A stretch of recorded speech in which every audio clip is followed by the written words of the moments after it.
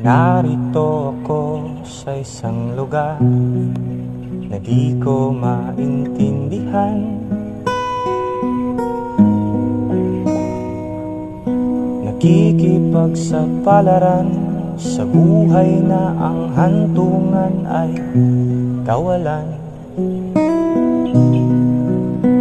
Denumero ang galaw ng tao, bawat gawin ay may presyo.